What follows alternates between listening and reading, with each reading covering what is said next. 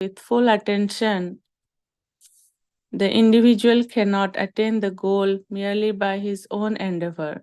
Srila Haridas Thakur says, one must make an effort and then, with an earnest heart, one should beg for mercy. Srila Bhaktivinoda Thakura reiterates, O Lord, your mercy makes everything easy.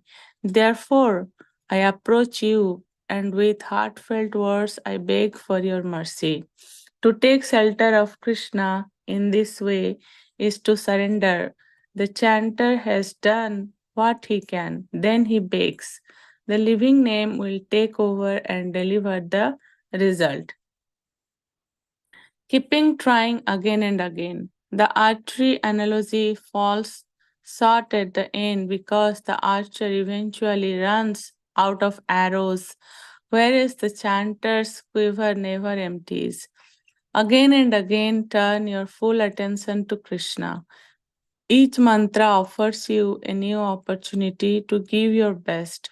Each mantra could bring you to the perfection of spiritual life, meeting the Supreme Lord and His divine energy, Srimati Radharani. Unlimited opportunity, unlimited prospects, unlimited revelations.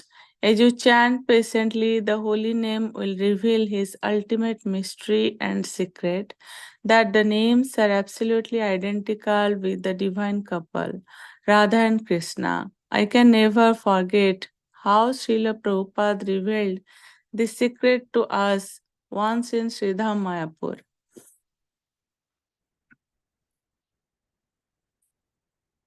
Srila Prabhupada sat on his Vyasasana, singing the holy names and entered deep ecstasy. We saw tears streaming down his cheeks. He became immobile and abruptly stopped playing the kartals. He just sat there, blissfully absorbed in another world only accessible to himself. We, the observers of his genuine ecstasy, were also affected. Although we could not follow him into the other world and see what he saw, we all felt moved and in some cases cried. Afterwards, one of his disciples ventured to ask him privately, Srila Prabhupada, what should we do when you go into these states of ecstasy? The answer was simple, chant Hare Krishna. In fact, Srila Prabhupada gave this answer to many questions. The best thing is if you chant Hare Krishna, go to Krishna Lok and find out the answers to all these questions yourself. The chanting will reveal everything that needs to be known in due course.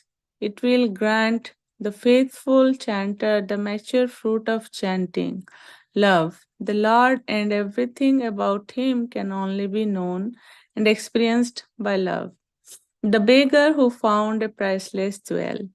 In this world, we are all seekers. Most people look for wealth, fame, relationships, new and better jobs, etc., while some look for genuine spiritual life and take to a spiritual path. Unless we go all the way to recover our natural and original state, our blissful relationship with the Supreme Lord, our hearts will remain empty. We'll miss the ultimate shelter and remain dissatisfied beggars. When I was a child, I once heard a well known story of a beggar who unexpectedly stumbled upon treasure. One day, poor man was traveling through a forest. He was starving and searched for fruit or at least some edible mushrooms. He came upon a pile of iron pieces. He looked around, wondering if there was anyone in the wilderness who could claim proprietorship. Seeing no one around, he stuffed the iron pieces into his begging bag. There were so many pieces that he tore off a piece of his clothing to make an improvised bag. He grabbed as much of the iron as he could and thought, I will sell it in town. 20 minutes later, the beggar saw a pile of silver pieces on his way. Wow, he thought, even better. He dropped all the iron pieces on the earth and filled his bag with silver. All my worries are gone now. I can marry, buy a home, have a family. God has been merciful to me, he muttered. Further along the way, he came upon a pile of shining jewels and became confused. Who knows if they are real? He thought and continued down the path, but the thought of the jewels goaded him and he returned to inspect them. No doubt, they had an amazing effulgence. He took one and accidentally touched the silver with it. Instantly, the silver turned into gold. Wow, this must be the famous touchstone, the jewel which turns all metal into gold. The beggar experimented again and again and found the same result. Everything was turning into gold. Though he was delighted, a nagging doubt overshadowed his mind. I need someone to confirm this is real. I must find a jeweler or at least an expert in metals to check if the jewel really is a touchstone and if the gold is real. I don't remember the rest of the story, but it's not so important here. A difficult dilemma. In many ways, we are like that beggar who stumbled upon unexpected treasures. Every single object in this world is by its very nature dull matter without consciousness. It cannot satisfy the cravings of the spiritual self. However, there is a jewel presented to us which comes directly from the spiritual world. It is imbibed with consciousness and personal qualities. It is eternally pure. It is a wish fulfilling jewel, Chintamani. It is the Lord's holy name which ushers us into our specific relationship with Krishna. It is described as the most precious of all treasures in Lord Krishna's treasure house. Unlike the beggar, we have ample confirmation that it is real.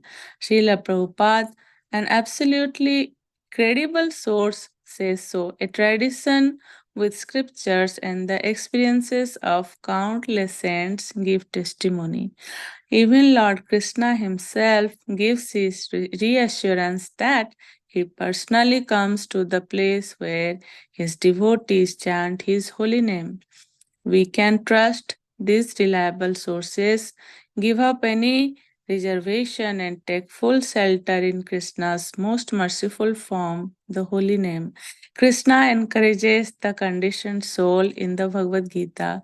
Those who take shelter in me, even though of lower birth, can attain the supreme destination. Bhagavad Gita 9.32. And instructs further, therefore, having come to this temporary and miserable world, engage in loving service, bhajashwa unto me, Bhagavad Gita 9.33. But alas, although we have all heard these motivating statements from Guru, Sadhu, and Shastra, obstacles remain on the path to chanting the holy names with taste and full absorption, which keeps us bound to our old ways. Old habits die hard. They are so strong and stubborn.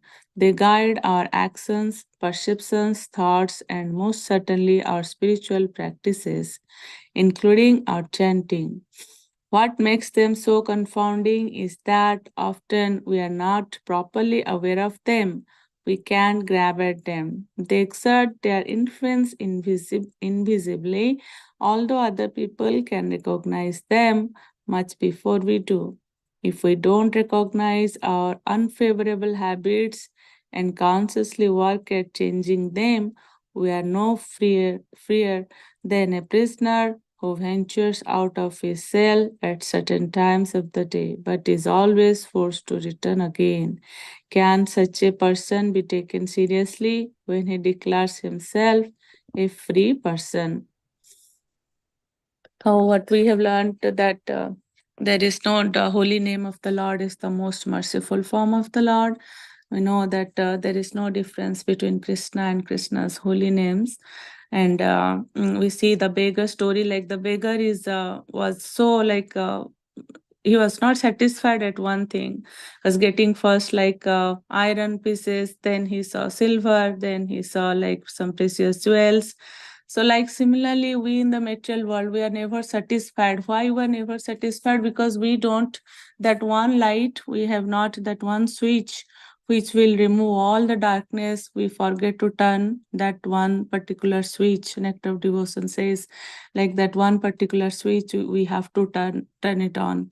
What is that? That dormant love for Krishna. We have to awaken that dormant love by what? By chanting the holy name. If we'll do that, we'll feel satisfied because material things will never give us satisfaction.